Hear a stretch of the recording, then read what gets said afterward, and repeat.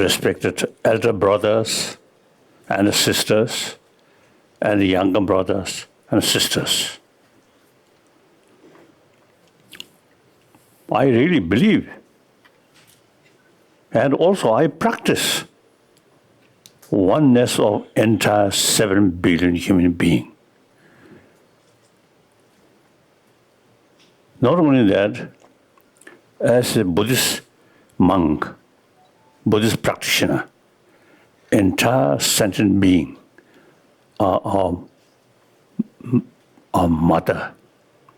Usually we describe mother sentient being. So we truly, 7 billion human beings, are truly brothers, sisters. And quite a simple reason. The way we born, the way we die, same way. And then through eyes, ears, nose, all same.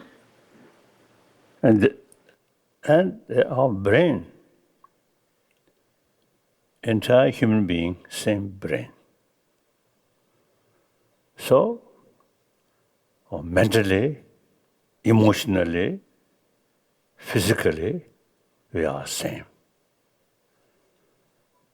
So, and not only that is something reality, but we must develop spirit, oneness of human being. Because, you see, the same way we born, but gradually we make a lot of distinctions, including religious faith. And that creates strong feeling, we and they. So basically we are same, but we too much emphasis on second level of differences. And through that way, including killing each other. War based on concept of we and they.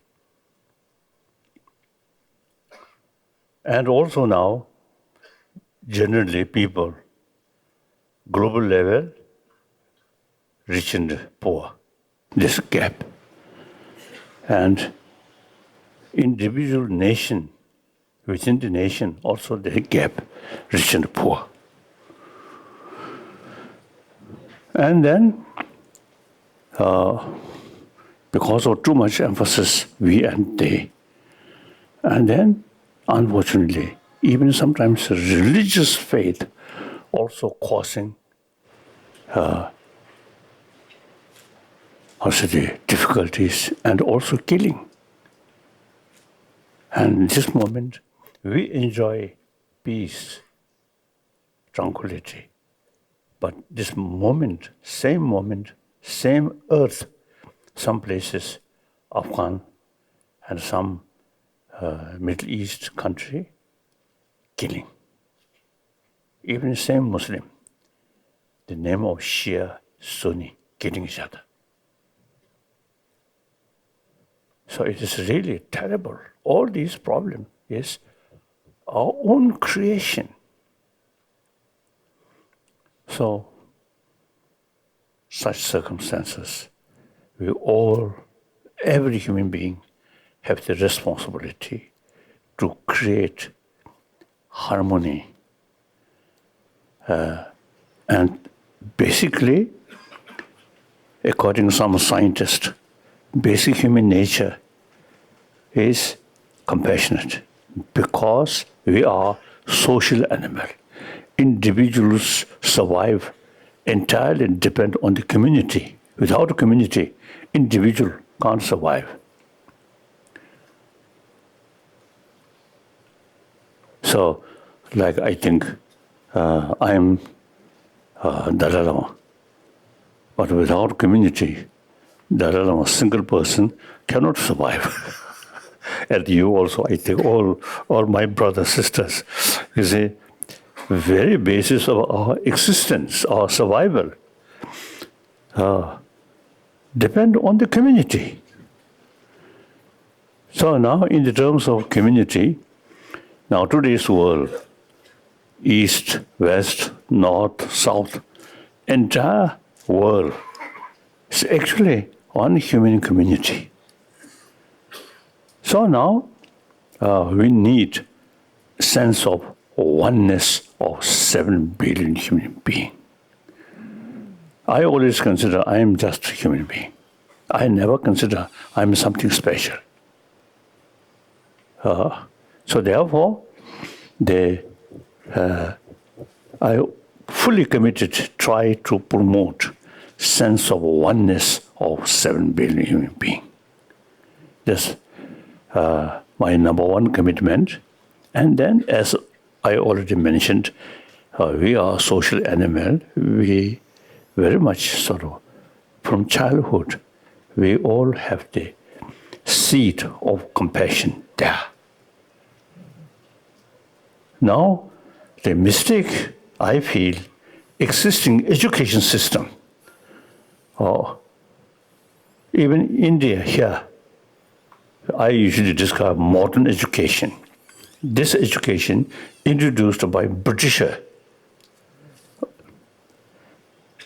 So, in the West, of course, mainly theistic religion.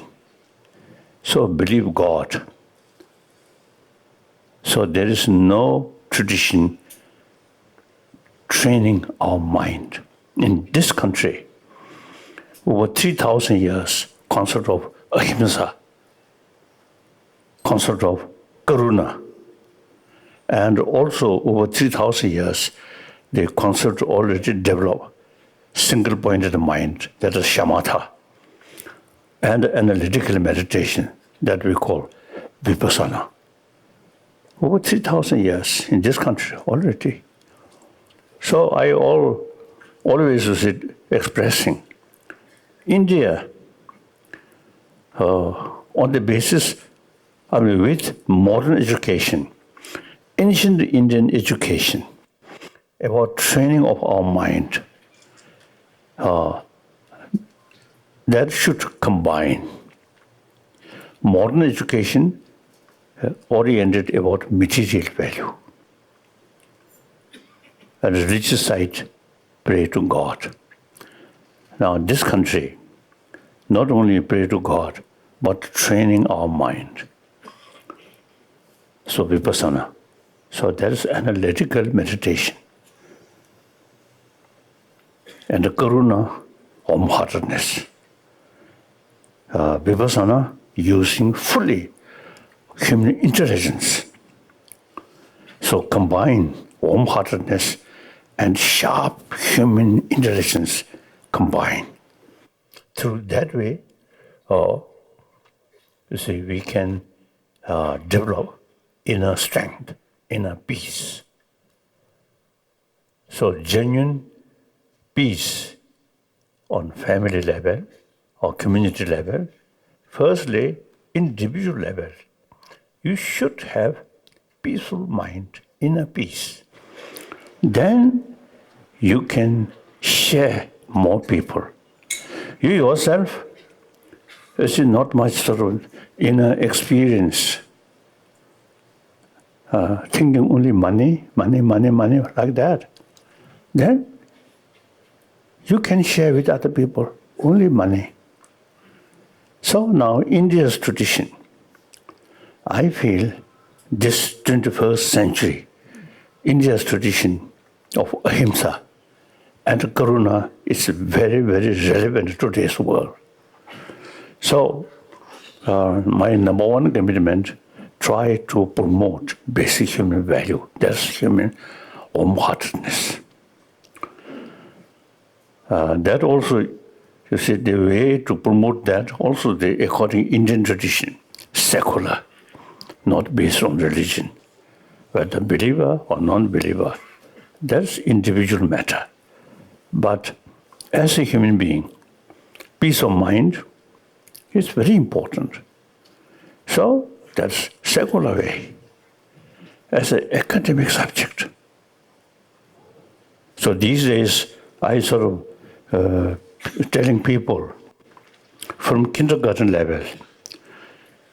You see, while we educate children, hygiene of just physical, meantime, we also need hygiene of emotion, must start from kindergarten level up to university level.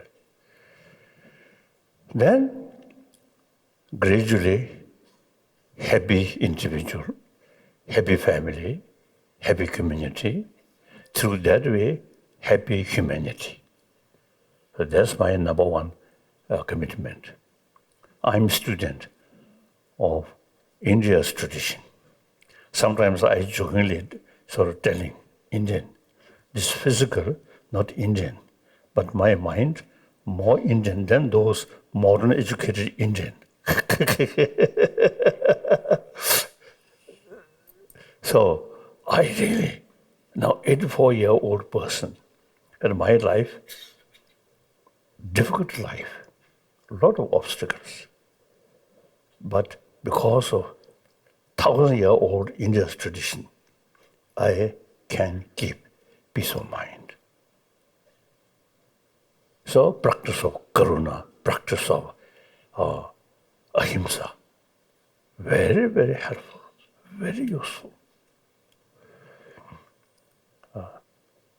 I think among my friends, I think very few see my angry face. Occasionally, yes, a little bit. But generally, wherever I go, I always carry smile. I have the feeling we are same human being, brothers, sisters. Different religion, different nationality is secondary. We are same human being. We have to live on this planet side by side. So these 1,000-year-old Indian tradition, ahimsa, karuna, very, very helpful day-to-day life to keep peace. And I think with smile. With that, wherever I go, whenever I meet people, I always feel we are same human being. No differences, so no barrier. So that brings, you see, no longer any suspicion. Anyone I met, I always, immediately I feel, oh, another human brother, sister. So that's India's tradition. I practice daily, over 70 years, the concept of karuna and the concept of ahimsa. Very useful.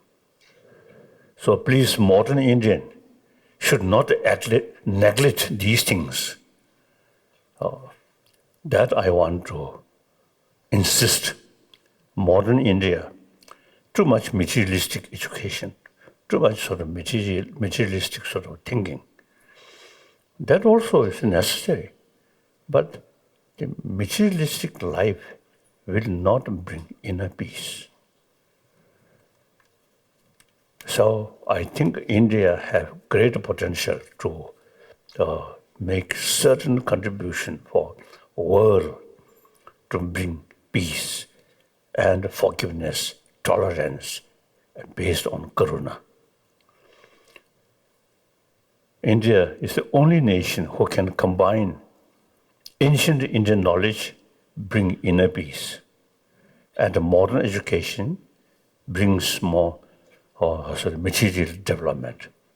So this country should combine these two things. Through modern education, material development, science, technology, so on, ancient Indian knowledge bring inner peace. So Indian, my brother, sister, should pay more attention about ancient 1,000-year-old India's tradition. Then you should combine modern education and ancient Indian knowledge. This is one thing. Then, as a part of Indian sort of tradition, religious harmony, wonderful. Like Guru Nanak, I think he take pilgrimage to Mecca. That shows religious harmony, respect, Muslim. And then I think one great thing, one significant great thing is the Sikhism, no caste system. Wonderful. I think one drawback in this country, the a caste system, is outdated. And I think in ancient time, feudal system, you see, utilize that kind of concept, ruling class, something special, right? The working class people, something lower. I think that related with the feudal system is now totally outdated. So the caste system, I think religious leaders here in India, I think should say to the public, the caste system is outdated. And then Sikhism already, you see, no longer sort of concept of caste system. Wonderful, wonderful. So my second commitment is promotion of religious harmony. I am Buddhist. In philosophical views, there are differences. Even within Buddhism, there are differences. In spite of that, all religion carry message of love. The theistic religion, non-theistic religion, all carry the practice of love, loving kindness. According to theistic religion, God Himself as a symbol of love. Like that. And then the non-theistic religion, like Jainism and Buddhism, very much emphasis loving kindness. The reason, quite simple. If you show other sense of concern and helping, restrain harming, ultimately, that's the best way you gain more sort of happy life. You see, harming other create more enemy. Finally, you will be loser. So the best way to fulfill one's own interest is helping other and practice of Ahimsa, restrain harming other people. And then this country, Ahimsa, even sort of larger sense, not harming animal. So vegetarianism in this country, very sort of common, wonderful. And then now time come. Ahimsa also includes we must respect environment. Because now global level, the global warming now become quite serious. So concept of Ahimsa should include, you see, deforestation or these things. Try to minimize and take care about environment. Bahuna, late my friend Bahuna, give me one responsibility. Whenever I go Himalayan range, you should speak protection of forest.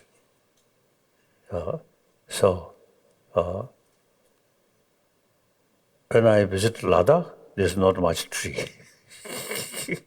But many others of the Himalayan range, lot of forest.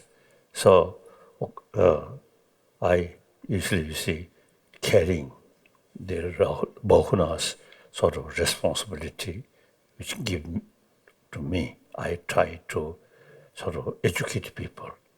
The environment, very important. We must protect environment and trees, these things. So that is, I think, should include the concept of Ahimsa.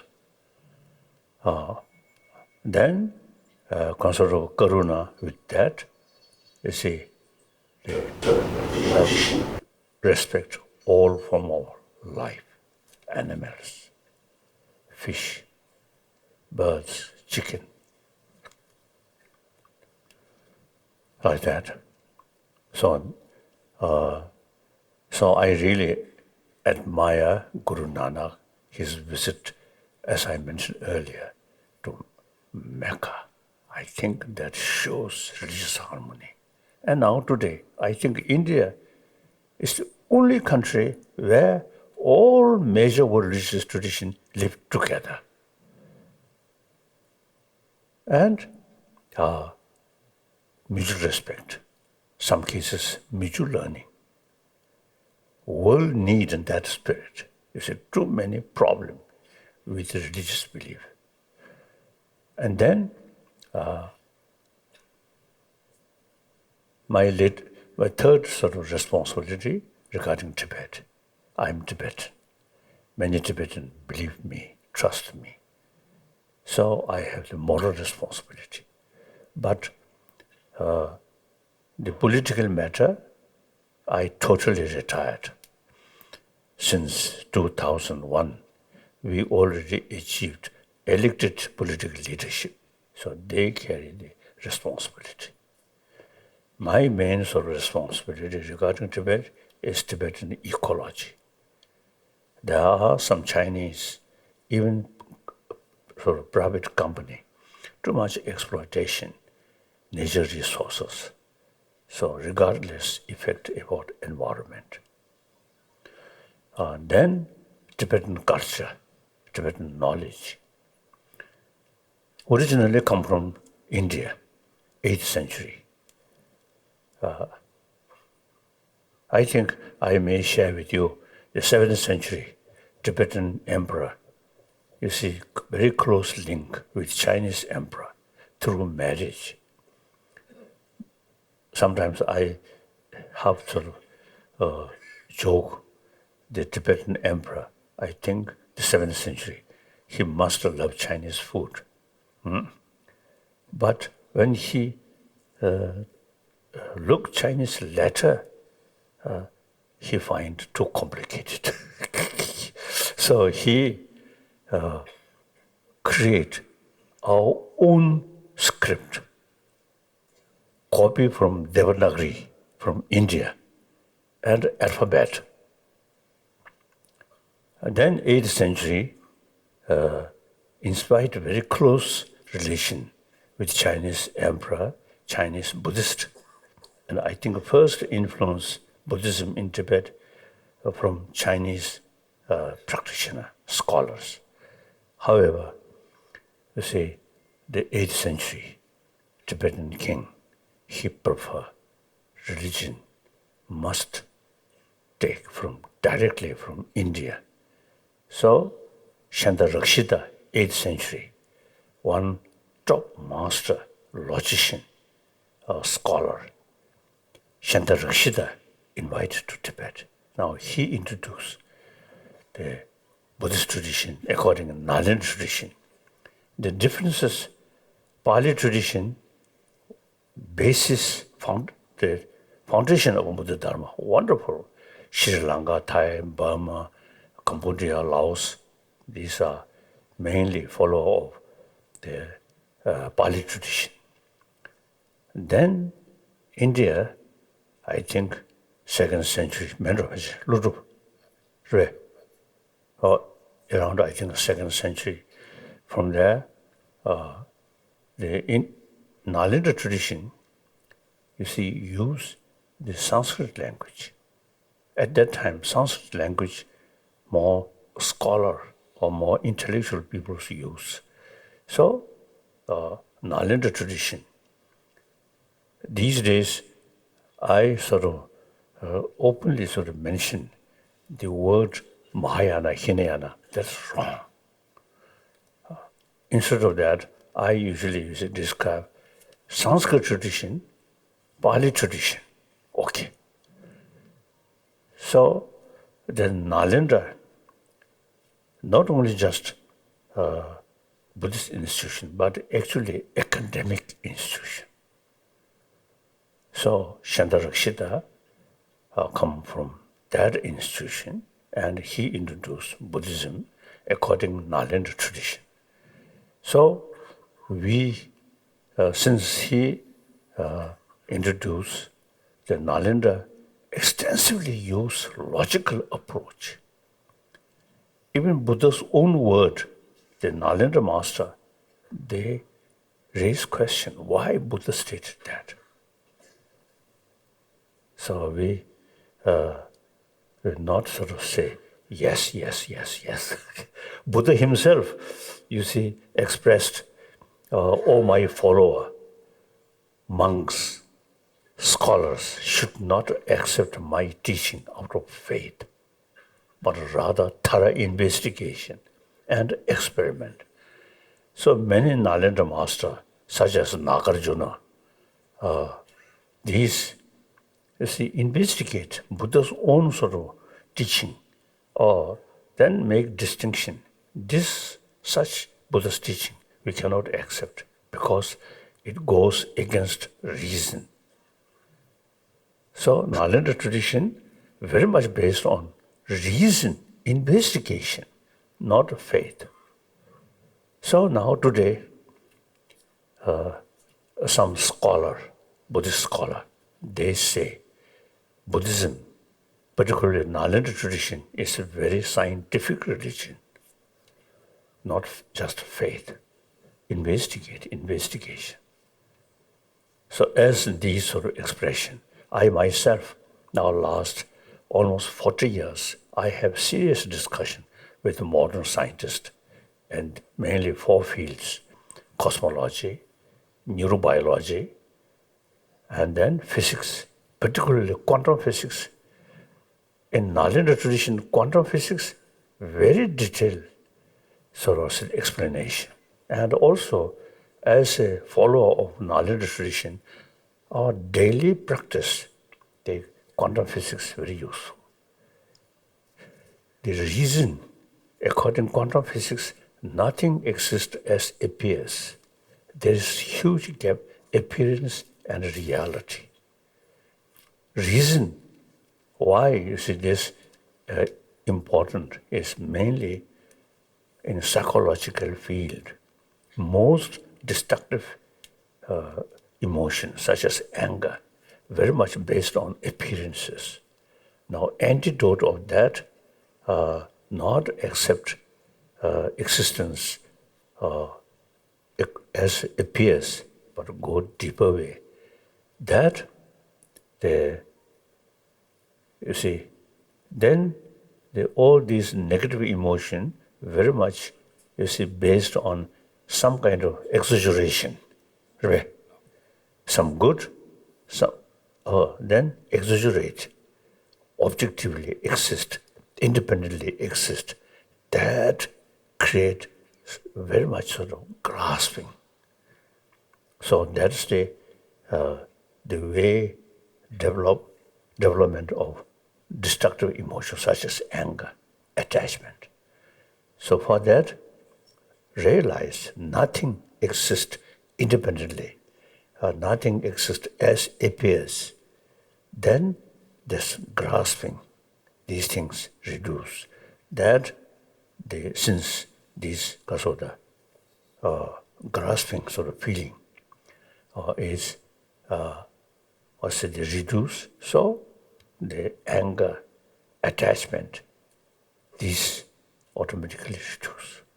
Now, quantum physicists, some already sort of notice, think or believe nothing exists as appears. Then there, the feeling of grasping much less. Shantarakshita brought to Tibet this knowledge according Chitta Mantra and also Madhyamika. Nothing exists as appears. And the quantum physicists only external thing. They not yet sort of develop a certain research about observer side. The Nalanda tradition was also investigate the external things reality and also reality of oneself, observer. So it is wonderful, wonderful. So the way the Nalanda tradition, everything investigate. So scientists also investigate. So we go side by side. So over now, about I think 40 years, I have sort of serious discussion. So mutual learning. This is a Tibetan Buddhist tradition, originally brought by Nalanda top master Shantarakshita, 8th century. So since then, more than 1,000 years, we kept this knowledge. So now, I really feel religion is something different. But these psychology, logical approach, way to investigate these things are academic subject. So I feel, you see, these, our tradition, our sort of system, I think very useful to humanity. So my commitment regarding Tibet, I really should try to keep ancient Tibetan knowledge which come from Nalanda, like that. Then my fourth commitment is try to revival of ancient Indian knowledge in modern India. Modern India, I think in your education, I think just materialistic education. That's important, but not sufficient. So my sort of fourth commitment is try to revival of these ancient Indian knowledge. Like that. So that is my own sort of introduction, introduction, like that. So I want to ask you, look at my face. Do you think, what is my age? I think not like 80 years old, isn't it? I think quite young. My face looks, isn't it? Younger than me. So these, I believe, because of practice of the Nalanda tradition, I can keep peace of mind. That really helps, you see, physical level also. So these practice how to tackle our emotion and try to keep peace of mind.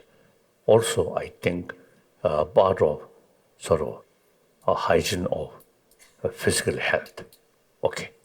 So now today, I really very much sort of appreciate you organize this meeting, many religious leaders in the occasion of the Guru Nanak's some special, what's the anniversary or something. So I very much appreciate. I promise you, now 84-year-old, now rest my life, I totally committed to keep these ancient Indian knowledge. Thank you.